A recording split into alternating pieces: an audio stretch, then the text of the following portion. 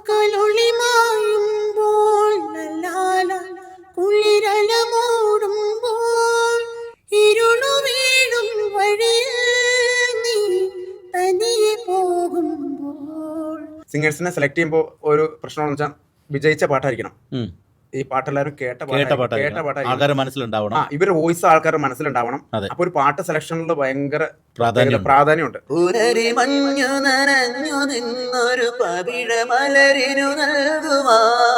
മനിതനുണർന്നുകൊള്ളു, ഇത് മനിത കാതലല്ലേ, അതെയും താണ്ടി പുനിതമാനത്.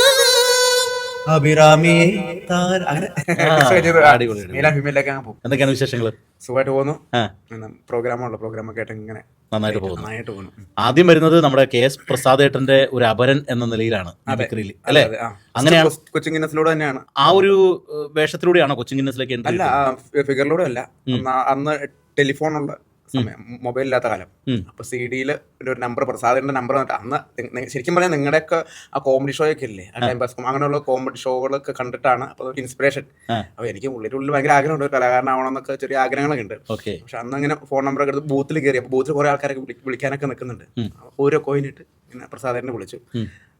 അവിടെ നോക്ക. അപ്പൊ ഞാൻ ഇങ്ങനെ ഓരോ ശബ്ദങ്ങൾ വെച്ചാൽ അപ്പൊ ഫോണിൽ കൂടെ ഞാൻ ഇങ്ങനെ ശബ്ദം അനുകരിച്ച് പാടി, ഫീമെയിൽ മെയിൽ ടോണില് പാടി. അന്നിപ്പോ കേട്ടപ്പോ അന്നൊരു വെറൈറ്റി ആയിട്ട് പ്രസാദം തോന്നിക്കണം. അപ്പൊ അന്ന് വരാൻ പറഞ്ഞു. പ്രസാദിന്റെ വീട്ടിൽ വന്ന് അന്ന് ഇങ്ങനെ ഷൂട്ട് എന്തോ നടന്നുകൊണ്ടിരിക്കുകയാണ്. കോസ്റ്റ്യൂമൊക്കെ ആയിട്ട് പോരേന്ന് പറഞ്ഞു. അപ്പൊ സത്യം പറഞ്ഞാൽ എനിക്ക് കോസ്റ്റ്യൂം എന്താണെന്ന് അറിയില്ല. ഞാൻ ആന്ന് പറഞ്ഞു. ഞാൻ വന്ന അതേ രീതിയിലാണ് വന്നപ്പോ. പിന്നെ പ്രസാദന്റെ ഡ്രസ്സൊക്കെ ഇട്ടിട്ടാണ്, ഷർട്ടൊക്കെ ഇട്ടിട്ടാണ് ഞാൻ അന്നത്തെ ആദ്യത്തെ ഷൂട്ട് ചെയ്തത്. അങ്ങനെയുള്ള കുറെ അനുഭവങ്ങൾ. അല്ല, പ്രസാദേട്ടനായിട്ടുള്ള ഈ രൂപസാദൃശ്യം ആരാണ് പറഞ്ഞത്? അല്ല, അത് അവിടെ നിന്ന് കുറെ നാൾ കഴിഞ്ഞ് ഇപ്പൊ കണ്ണാടിയിലൊക്കെ നോക്കിയപ്പോ അങ്ങനെ ചെറിയ സാമ്യം പോലെ തോന്നി. അപ്പൊ കുറച്ച് വരുമ്പോൾ ഞാൻ സാമ്യം അങ്ങനെ ഒന്ന് പരീക്ഷിച്ച് നോക്കിയത് കുറച്ചിങ്ങനെ ചിരിക്കുമ്പോഴൊക്കെ കിട്ടുന്നുണ്ട്. അപ്പൊ അങ്ങനെ അതൊരു ഗുണം. അപ്പൊ അതൊരു ഗുണമായിട്ട്. അപ്പൊ പ്രസാദിന്റെ ട്രൂപ്പിൽ തന്നെ പിന്നീട് പ്രസാദിന്റെ അപരനായിട്ടും പിന്നീട് ഇത്തരത്തിലുള്ള നമ്മളുടെ ഈ ശബ്ദത്തിലൂടെയൊക്കെ പാട്ട് പാടാനും ഒക്കെ ആയിട്ട് അവിടെ കൂടി അല്ലെ? പിന്നെ അങ്ങോട്ട് ഒരുപാട് പ്രോഗ്രാംസ് വിദേശത്തും സ്വദേശത്തുമായിട്ടൊക്കെ ചെയ്യാനും സാധിച്ചു. അപ്പൊ അങ്ങനെയൊക്കെ പോകുമ്പോൾ ഒരുപാട് അനുഭവങ്ങൾ ഉണ്ടായിട്ടില്ലേ? നമ്മള് വിചാരിക്കാതെ അല്ലെങ്കിൽ പെട്ടെന്നൊരു എൻട്രി വരികയാണ് മിമിക്രിയിലേക്ക് വന്ന്, അതും ഏറ്റവും വലിയ ലെജൻഡറി ആയിട്ടുള്ള മിമിക്രിയുടെ ഒരു കുലപതി ആയിട്ടുള്ള KS പ്രസാദിനോടൊപ്പം പിന്നീട് അദ്ദേഹത്തിനോടൊപ്പം തന്നെ ഒരുപാട് പ്രോഗ്രാമുകളൊക്കെ ആയിട്ട് യാത്ര ചെയ്യാൻ പറ്റിയപ്പോൾ ഒരുപാട് അനുഭവങ്ങളൊക്കെ വരും. അത്തരത്തിലുള്ള മനസ്സിൽ തങ്ങി നിൽക്കുന്ന കാര്യങ്ങൾ. ആദ്യമായിട്ട് ഫസ്റ്റ് ട്രിപ്പ് പോകുമ്പോൾ എവിടെ പോയത്? അത് ദുബായിലാണ്. ദുബായ്. അപ്പൊ അന്ന് ഡിംപിൾ റോസ് എന്ന് പറഞ്ഞ ഒരു സീരിയലിലുള്ള അവരാണ് അവിടെ ഡാൻസ് കളിക്കുക. അപ്പൊ അതിന്റെ അച്ഛനുണ്ട്. അപ്പോൾ അച്ഛനോട് പറഞ്ഞു ഈ ആദ്യമായിട്ട് ഗൾഫിന് പോകുന്നവർ ഈ ഫ്ലൈറ്റിൽ ₹1 മുട്ടിച്ചിട്ട് തലമൂത്ത ആളുടെ കാല് തൊട്ട് വന്നിച്ചിട്ട് വേണം. അന്നീ പറഞ്ഞു നമ്മൾ നാടൻ പ്രദേശത്ത് വരണ. ഞാൻ പറഞ്ഞല്ല, അതുപോലെ തന്നെ കേട്ടു. നെടുമ്പാശ്ശേരി ഇത് ഡിംപിളാണ് പറഞ്ഞത്. ഡിംപിളാണ്. അപ്പൊ ആരാണ് ഏറ്റവും മൂത്ത് അവരുടെ കാല് തൊട്ട് വന്നിച്ചിട്ട് കയറണം എന്ന് പറഞ്ഞു. അതുപോലെ തന്നെ കേട്ടു. ഞാൻ ബേസിൽ നിന്ന് ഒരു രൂപ എടുത്തിട്ട് ഫ്ലൈറ്റിൽ മുട്ടിച്ചു. ആ ഡിംപിളിന്റെ മൂത്ത ഫാദറായിരുന്നു. അപ്പൊ പുള്ളി കാര്യം പുള്ളി അറിയാണ്ട് അനുഗ്രഹിച്ചു. പക്ഷെ അത് പിന്നെ അന്നോട്ട് ഇന്ന് വേറെ ഇഷ്ടം പോലെ ട്രിപ്പിൾ കാര്യങ്ങളുണ്ട്. അതൊരു അനുഗ്രഹമായി. അതൊരു കോമഡിക്കാണെങ്കിലും ചിലപ്പോൾ അവർ പറഞ്ഞ കോമഡിക്കാണെങ്കിലും എന്നെ സംബന്ധിച്ച് അതൊരു നല്ല രീതിയിലേക്ക് വന്നു. പിന്നെ അന്ന് തന്നെ വേറൊരു അനുഭവം, എനിക്ക് ചെറുതായിട്ട് വിക്കലുണ്ട്. ചെറുതായിട്ടുള്ള നല്ല രീതിയിൽ തന്നെ വിക്കലുണ്ടായിരുന്നു. പക്ഷെ അങ്ങനെ സംസാരിക്കുമ്പോഴോ പിന്നീട് ഇതിനു മുമ്പ് അരുണുമായിട്ടൊക്കെ പലതവണ നമ്മൾ സംസാരിക്കുമ്പോഴോ ടെൻഷൻ കൂടുമ്പോഴൊക്കെ കൂടുതൽ വരും. അപ്പൊ അന്നേരം ബ്രീത്ത് പ്രോബ്ലം വരും. പെട്ടെന്ന് സംസാരിക്കാൻ ചിലപ്പോൾ ആ ഒരു സമയത്ത് നമുക്ക് ശ്വാസം ചിലപ്പോൾ മുട്ടിപ്പോകും. അങ്ങനെ ഒരുപാട് പഠിപ്പിക്കാൻ പെർഫോം ചെയ്യുമ്പോൾ ഇത്തരത്തിലുള്ള സ്റ്റേജിൽ അതാണ് പാട്ട് പാടുമ്പോൾ വെക്കലില്ല. മിമിക്രി എന്ന കല നമ്മൾ ഒന്ന് ടെസ്റ്റ് ചെയ്തിട്ട് അല്ലെങ്കിൽ അങ്ങനെ ചിന്തിക്കാനുള്ളൊരു ഞാൻ സ്കൂളിൽ ചെല്ലുമ്പോൾ ഒരു മോട്ടിവേഷൻ സ്പീച്ച് ആയിട്ട് ഇതാ പറയുന്നത്. അപ്പൊ നമുക്ക് എന്തെങ്കിലും നെഗറ്റീവ് കടകളുണ്ടെങ്കിൽ അത് നെഗറ്റീവായിട്ട് എടുക്കാതെ ഒരു പോസിറ്റീവായിട്ട് രീതിയിൽ പോകുകയാണെങ്കിൽ അത് എനിക്ക് കഴിയില്ല എന്ന് പറഞ്ഞിരുന്നാൽ നമ്മളിപ്പോൾ വീണ്ടും അവിടെ തന്നെ. നമ്മുടെ സംവിധായകനും മിമിക്രിയുടെ വലിയൊരു സുൽത്താനുമൊക്കെ ആയ നാദിർഷയ്ക്ക് ഇത്തരത്തിലുള്ളൊരു പ്രോബ്ലം ആദ്യകാലത്തുണ്ടായിരുന്നു.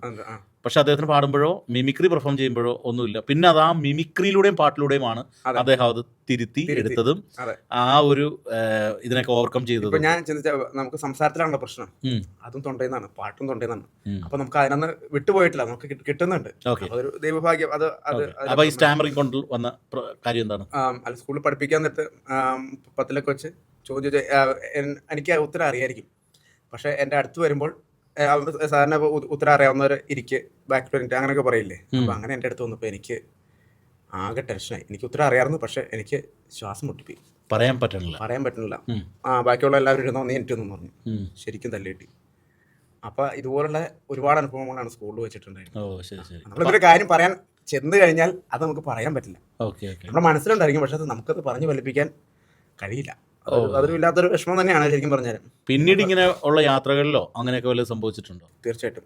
അപ്പൊ നമുക്ക് എന്തെങ്കിലും സ്ഥലം ചോദിക്കേണ്ട കാര്യങ്ങളൊക്കെ ആണെങ്കിൽ ഒരു ഓഫീസർമാരുടെ അടുത്തേക്ക് അനുസരിച്ച് ചോദിക്കട്ടെ, അവർ 100 ടെൻഷനൊക്കെ അടിച്ച് ഇങ്ങനെ നിൽക്കുമ്പോഴായിരിക്കും നമ്മൾ ഇന്ന്, അപ്പൊ അന്നേരം നമുക്ക് പറയാൻ പറ്റും. പോലീസുകാരൊക്കെ വഴി ചോദിക്കുമ്പോൾ അങ്ങനെയുള്ള പ്രത്യേക ഘട്ടത്തില് ബുദ്ധിമുട്ടുകൾ, ടെൻഷൻ വരുമ്പോഴാണ് കൂടുതലായിട്ട് സംഭവിക്കുന്നത്. ടെൻഷനാണ് ഇതിന്റെ. ഈ ഫ്ലൈറ്റ് വെച്ച് ഫുഡ് ഓർഡർ ചെയ്തപ്പോ എന്തൊരു കുഴപ്പം? അത് ഈ പ്രധാന അത് അന്നത്തെ ട്രിപ്പില് അപ്പൊ എനിക്ക് ചെറിയ വീട്ടിലുണ്ടെന്ന് അറിയാലോ. അപ്പൊ നമ്മള് air hostess veg non veg പറഞ്ഞപ്പോ എനിക്ക് നോൺ വെജ് എന്ന് പറഞ്ഞപ്പോ നോൺ അങ്ങ് കുരുങ്ങിപ്പോയി, നോൺ വെജ് ഇങ്ങനെ ആയിപ്പോയി. വെജ് നോൺ വെജ് എന്ന് പറഞ്ഞപ്പോ നോൺ വെജ് ഇങ്ങനെ ആയിപ്പോയി, നോൺ വെജ്. അപ്പൊ നോൺ വിഴുങ്ങിപ്പോയി. എനിക്ക് കുറച്ച് ചപ്പും ചോറും തന്നു, അവരെല്ലാം ചിക്കൻ എടുത്തിട്ട് കഴിക്കാൻ. അപ്പൊ അങ്ങനെ ഒക്കെയാണ് നമ്മുടെ കുഞ്ഞു കുഞ്ഞു അനുഭവങ്ങൾ. ഓക്കെ, അതെന്തായാലും ഈ കലയിലൂടെ തന്നെ അത് മാറ്റിമറിക്കാനും ഓവർകം ചെയ്യാനും കഴിയട്ടെ. അപ്പൊ നമുക്കൊരു പാട്ട് കേട്ടാലോ? നല്ല രീതിയിൽ ഈ എന്താ പറയാ, ഗായകരുടെയും ഗായികമാരുടെയും ശബ്ദത്തിൽ പാടുന്ന, അത് അരുൺ പാടുന്നത് പോലെ പലരും അങ്ങനെ ചെയ്യാറുണ്ടെങ്കിലും അരുണിൻ്റെ അത് കുറേ കൂടി വളരെ പെർഫെക്റ്റ് ആയിട്ട് എനിക്ക് ഫീൽ ചെയ്യാറുണ്ട്. അതായത് പലപ്പോഴും ഇപ്പോൾ ജാനകി അമ്മയുടെ ടോണിൽ, വാണി ജയറാം അമ്മയുടെ ടോണിൽ, ജാസി ഗിഫ്റ്റ്, അങ്ങനെ ഒരുപാട് പേര് പ്രത്യേകിച്ച് ഫീമെയിൽ ടോൺ പാടുമ്പോൾ കുറച്ചൊരു സംഗീതം പഠിച്ചതുപോലെ എന്ന് വെച്ചാൽ ആ പാട്ടിന്റെ സ്വരസ്ഥാനങ്ങളിലേക്കൊക്കെ കറക്റ്റായിട്ട് എത്തുന്ന പോലെ. നമ്മുടെ സാധാരണ സിനിമാ താരങ്ങളുടെ ശബ്ദമാണെങ്കിൽ നമുക്ക് പിച്ചോ അല്ലെങ്കിൽ അങ്ങനെയുള്ള കാര്യം നോക്കേണ്ട ആവശ്യമില്ല. ഇത് പാട്ടാണ്. എല്ലാവരും ഇപ്പം എല്ലാ പാട്ടിൻ്റെ സംഗീത സംഭവമൊക്കെ ചിന്തിക്കുന്ന ഒരു കാലഘട്ടത്തിലൂടെ പോകണേ. അപ്പോൾ നമ്മൾ താളം, ലയം, പിച്ച് എല്ലാം നമ്മൾ നോക്കി വേണം നമ്മളൊരു പ്രോഗ്രാം ചെയ്യാനായിട്ട്. മാക്സിമം നമ്മളെ കൊണ്ട് പറ്റുന്ന രീതിയിൽ ഞാൻ നോക്കാറുണ്ട്. എത്ര വരുന്നത് നമ്മുടെ പ്രേക്ഷകരുടെ.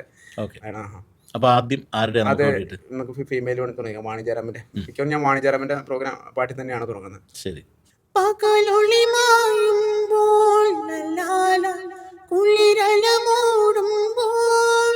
ഇരുളു വീഴും വഴിയിൽ നീ തനിയെ പോകുമ്പോൾ വിങ്ങുമീ രാത്രി തൻ നൊമ്പരം മാറ്റുവാൻ അങ്ങകലെ നിന്നു മിന്നും നീ പുണർന്നൊരു താരകം മനസ്സിൻ മടിയിലെ മാത്തളിരിൽ മയങ്ങും മണിക്കൊരും നീ കനവായി മിഴികളെ തഴുകാം ഞാൻ ഉറങ്ങൂ നീ ഉറങ്ങൂ.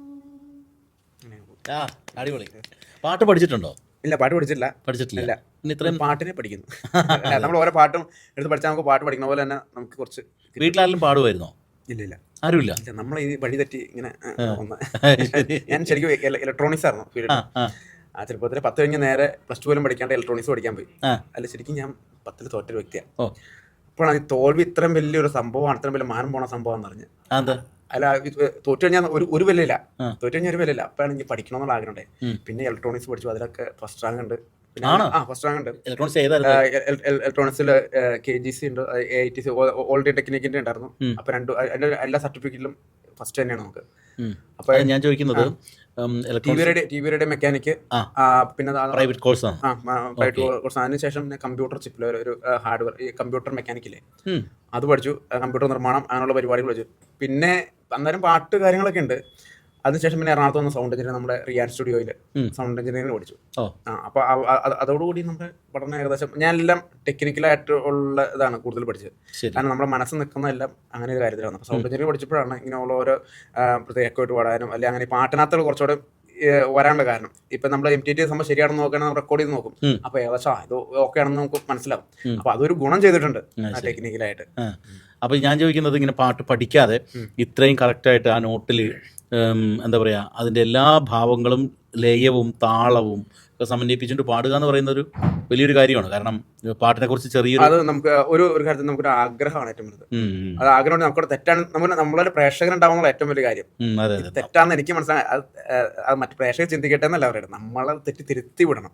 അപ്പൊ എനിക്കറിയാം ഇവിടെ അത്ര ശരിയായില്ലെന്ന് എനിക്ക് തന്നെ അറിയാം. അപ്പൊ അത് മെയിൻറ്റെയിൻ ചെയ്ത് പഠിച്ച് ആണ്. അപ്പൊ നമ്മൾ പാടുന്ന പാട്ടാണെങ്കിലും മാക്സിമം അത് നോക്കണം. പിന്നെ നമ്മുടെ കാലാവസ്ഥയും നമ്മുടെ ചെന്നപ്പോൾ ഒരു ജലദോഷം നമുക്കറിയാലോ, നമ്മുടെ ശബ്ദത്തിൽ വ്യത്യാസം വന്നാൽ അതും നമ്മളെ ഈ പിച്ചിനെ വരെ നമ്മൾ ബാധിക്കും. എന്നാലും അതൊക്കെ അത്യാവശ്യം മെയിൻറ്റെയിൻ ചെയ്യാൻ കുറച്ച് നാളുകൊണ്ട് ഇങ്ങനെ പഠിച്ച് എടുത്തു.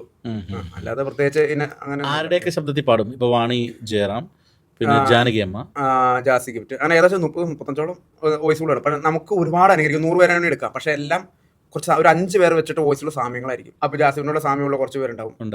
ലതാ മങ്കേഷ്കറും ആശാ ഭോസ്ലെയും എന്ന് പറഞ്ഞോട്ടെ, വേണ്ട ജാനകി ദിലീമ, അവർക്ക് ഭയങ്കര സാമ്യങ്ങൾ അങ്ങനെ കുറെ എടുക്കാം. പക്ഷെ എടുക്കാവുന്ന കുറച്ച് ഒരു 30-35 എല്ലാ ഐറ്റങ്ങളിലും ശരിക്കും അത്ര എടുക്കാൻ പറ്റുള്ളൂ. ചേട്ടൻ അറിയാലോ, ബാക്കിയുള്ള എല്ലാം സാമ്യങ്ങളായിരിക്കും. ഇനിയിപ്പോ പുതിയ താരങ്ങളെ ആരെങ്കിലും പരീക്ഷിച്ചിട്ടുണ്ടോ? ഇപ്പൊ വരുന്ന ഇപ്പൊ വേടൻ അല്ലെങ്കിൽ ഡെപ്സി അല്ലെങ്കിൽ അങ്ങനെയുള്ള ഡെപ്സിയുടെ സ്ക്രാച്ച് വോയിസാ. അത് നമുക്ക് അതായത് എം എസ് തൃപ്പൂണിത്തുറ എടുക്കണോട്ടിരിക്കും. നമ്മളെ സിനിമാ നടന്മാരുടെ എം എസ് തൃപ്പൂണിത്തുറ കൂട്ടിരിക്കും അദ്ദേഹത്തിന്റെ സൗണ്ട് എടുക്കുമ്പോൾ അതങ്ങനെ ശ്രമിക്കാറില്ല. ഡെപ്സി കേൾക്കണ്ട. അതെന്താന്ന് വെച്ചാല് സ്ക്രാച്ച് വോയിസാ. നമുക്ക് ആ തൊണ്ടയ്ക്ക് ഒരു ദിവസം തന്നെ ന്യായം ഒരു 1.5 മണിക്കൂർ പ്രോഗ്രാമാണ് നമ്മുടെ. അതിനകത്ത് അങ്ങനെയുള്ള വോയിസുകൾ എടുത്തു കഴിഞ്ഞാലുള്ള വിഷയം നമുക്ക് അത് പിന്നീട് നമ്മൾ ഭയങ്കരമായിട്ട് പോകും. അതുപോലെ ഭയങ്കര ഹൈപ്പിച്ചുള്ള പാട്ട് എടുത്താലും പിന്നെ എന്തൊരു ഹൈപ്പിച്ചുള്ള പാട്ട് പാടാതിരിക്കാൻ പറ്റില്ല.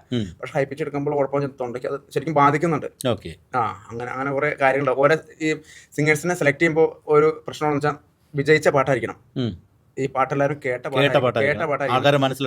ഇവരുടെ വോയിസ് ആൾക്കാരുടെ മനസ്സിലുണ്ടാവണം. അപ്പൊ ഒരു പാട്ട് സെലക്ഷനിൽ ഭയങ്കര പ്രാധാന്യമുണ്ട്. കൂടുതലും അനുകരിക്കാൻ പറ്റിയ വോയിസ് ഇച്ചിരി പഴയ വോയിസുകളാണ്. എന്ന് വെച്ചാൽ അവർക്ക് വ്യത്യസ്തമായ അന്ന് ഓരോ ഗായകര സിനിമാ നടന്മാരുടെ ഒരു ഫിഗറായിട്ട് സാമ്യമുള്ളത്. അപ്പൊ അങ്ങനെയൊക്കെയാണല്ലോ പണ്ട് സെലക്ട് ചെയ്തുകൊണ്ടിരുന്നത്. ഇന്ന് അങ്ങനെയല്ല. ഇന്ന് നായകനെ ഏതാ കുഴപ്പമില്ല, പാട്ട് വേറെ വോയിസിലായിരിക്കും. സംസാരം ഡബ് ചെയ്യുന്ന ശബ്ദം വേറെയാണെങ്കിലും വിനീത് ശ്രീനിവാസൻ പാടുന്നു. അപ്പൊ അങ്ങനെ നേരത്തെ അങ്ങനെ മോഹൻലാലിനോട് എം ജി ശ്രീകുമാരുടെ ഒരു ശൈലി അതായത് അതുമായിട്ട് ബ്ലെൻഡഡ് ആണ്. നമ്മളിപ്പോ അദ്ദേഹത്തിന്റെ വോയിസ് അദ്ദേഹത്തിന്റെ ക്യാരക്ടർ, അപ്പൊ ചിലപ്പോ ആ ക്യാരക്ടറിൽ ആ വോയിസും ആ രാഗം വരെ അതെ അന്ന് കവിത വരെ ആ ഒരു രൂപത്തില് മാച്ചായിട്ടുള്ള രീതിയിലാണ്. എനിക്കൊന്ന് വിനീത് ശ്രീനിവാസന്റെ മുൻപിൽ വെച്ച് വിനീത് ശ്രീനിവാസനെ ഇമിറ്റേറ്റ് ചെയ്തിട്ട് ഒരു വൈറൽ വീഡിയോ വന്നത്. ഫസ്റ്റ് വൈറൽ അതാണ് നാദർഷക്കയുടെ ഒരു പ്രോഗ്രാമില്, പുറത്ത് വെച്ചിരുന്നൊരു പ്രോഗ്രാമില്. അപ്പൊ അദ്ദേഹം ഒരുപാട് പാടാനൊക്കെ ഉണ്ടായിരുന്നു. പക്ഷെ ആ സമയത്ത് സമയക്കുറവുള്ളതുകൊണ്ട് ഒരു ഐറ്റം കയറി പോകാനുള്ള ആഗ്രഹം കൊണ്ട് അപ്പൊ എന്നോട് പറഞ്ഞു അങ്ങനെ കയറി ചെയ്യാമെന്ന് വെച്ചു. അങ്ങനെ അന്നേരം ചെയ്തപ്പോൾ വിനീത് ശ്രീനിവാസൻ വേദിയിലുണ്ടായിരുന്നു. പെട്ടെന്ന് അത് നാദർഷക്കയുടെ ഒരു ഐഡിയയില് പെട്ടെന്ന് തന്നെ അറേഞ്ച് ചെയ്ത് എനിക്ക് കിട്ടേണ്ട വേദി പോലെ അല്ല. പക്ഷെ എന്നാലും ആ സെക്കൻഡിൽ സംഭവിച്ചില്ല. പക്ഷെ ആ സമയത്ത് അത് ചെയ്യാൻ പറ്റുള്ളൂ, വേറെ ഒരു അവസരം ഉണ്ടാവില്ല. അപ്പൊ ആ സമയത്ത് അങ്ങനെ ഓമനപ്പുഴ കടപ്പുറത്തുനിന്നുള്ള പാട്ട് അങ്ങനെ പാടി. അപ്പൊ വിനീതിന്റെ ശബ്ദത്തിൽ ആ പാട്ടാണ് അത് വേറെ ഏതെങ്കിലും വിനീത് ശ്രീനിവാസന്റെ ശബ്ദം കേൾക്കാനുള്ള ആഗ്രഹം. തിരവയൽ ഇളവയിൽ കതിര് പുളിയില കരയാ പുഴവ നെയ്യുമ്പോൾ പുലരി മഞ്ഞു നനഞ്ഞു നിന്നൊരു പവിഴ മലരിനു നൽകുവാൻ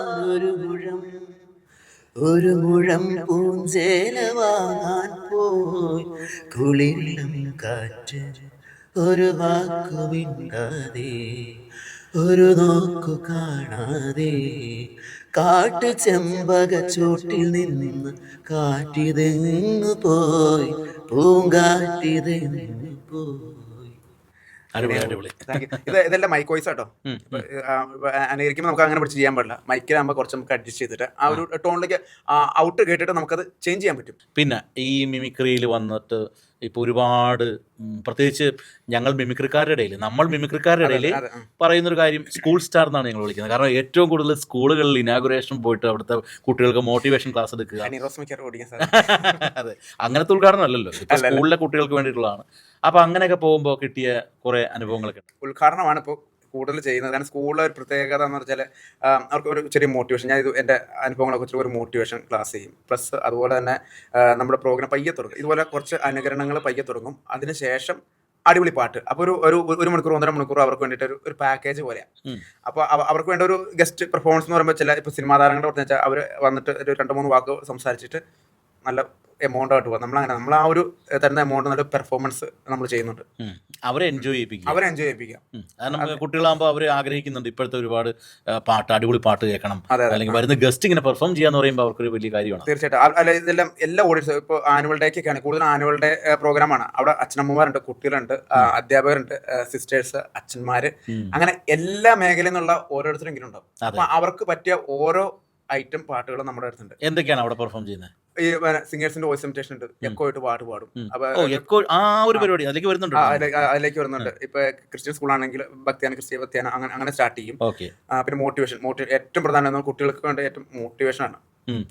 നമ്മൾ പഠിപ്പിച്ചിട്ട് ഇപ്പൊ ടെക്നോളജി എല്ലാം മാറിക്കൊണ്ടിരിക്കുകയാണ്. അവർക്ക് വേണ്ടി ആ രീതിയിലുള്ള മോട്ടിവേഷൻ ചെയ്യും. പിന്നെ അച്ഛനമ്മമാരും അവർക്ക് വേണ്ടിയിട്ടുള്ള അവരുടെ കാലഘട്ടത്തിലുള്ള പാട്ടുകൾ. പിന്നെ ലാസ്റ്റ് അടിപൊളിയായിട്ട് ഓഡിയൻസിൽ ഇറങ്ങിയിട്ട് തുള്ളി തിമിർത്ത് സ്റ്റോപ്പ്. അതാണ് നമ്മുടെ ഒരു പ്രോഗ്രാമിന്റെ രീതി. അത് തന്നെയാണ് പുറത്ത് എല്ലായിടത്തും ഒക്കെ അങ്ങനെയാണ് ചെയ്യുന്നത്. പിന്നെ മെഗാ ഷോ വരുമ്പോൾ അറിയാലോ, ഓരോ ഗ്യാപ്പായിട്ടാണ് ചെയ്യുന്നത്. ആ ഗ്യാപ്പിൽ ഒരു 15 മിനിറ്റ് വരുന്ന ഒരു 3-4 ഗ്യാപ്പ് നമ്മൾ അങ്ങനെ ചെയ്യുന്നുണ്ട്. അപ്പൊ ഈ എക്കോ ഇട്ട് പാട്ട് പാടുന്നത് പറഞ്ഞപ്പോഴാണ് അതൊന്നും നമുക്ക് വേണ്ടി കാണിച്ച്. ഇവിടെ ചെയ്യാൻ പറ്റിയ ഒരു ഐറ്റം എക്കോ ആയിട്ടുള്ള സംഭവമാണ്. നമുക്ക് വരെ ട്രാക്കാരൊക്കെ ഒന്നും പറ്റില്ല, കോപ്പിറൈറ്റിന്റെ കാര്യങ്ങളൊക്കെ നമുക്കൊന്നും പറ്റില്ല.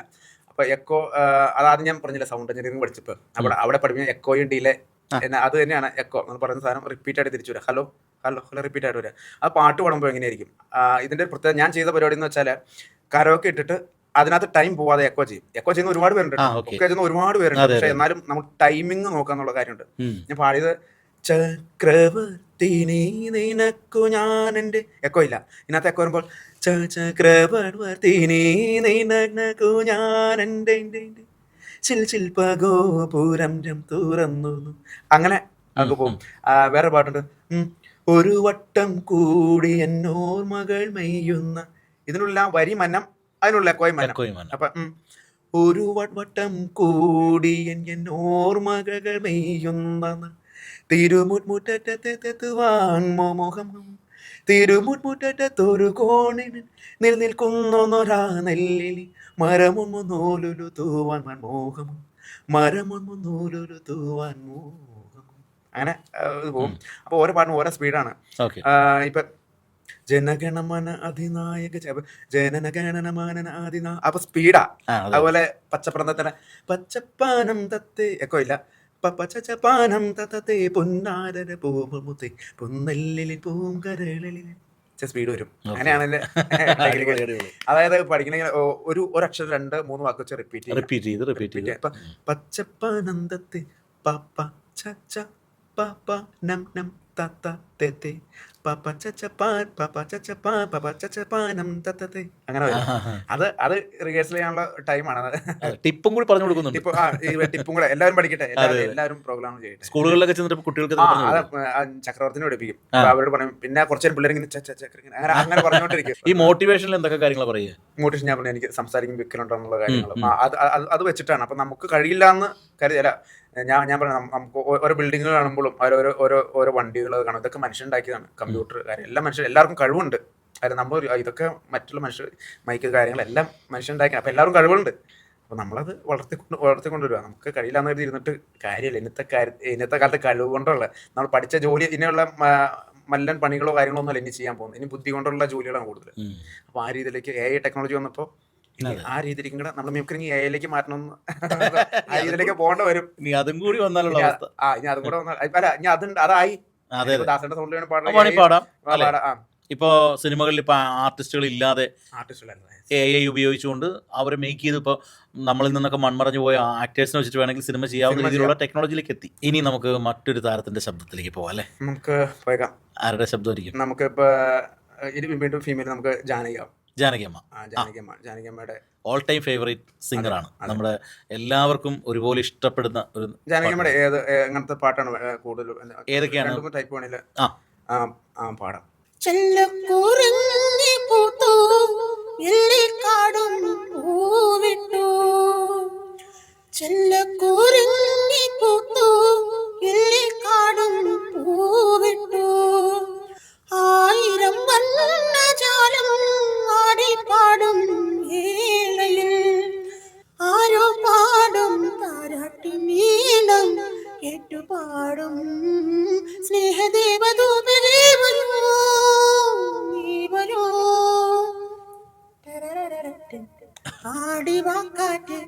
പാടിവാക്കാറ്റ് 1000 പൂക്കൾ നുള്ളിവാ, അന്തിപ്പൂമാനും പൊന്നു ഞാനാടും മന്ദാരപ്പൂക്കൾ നുള്ളിവാ.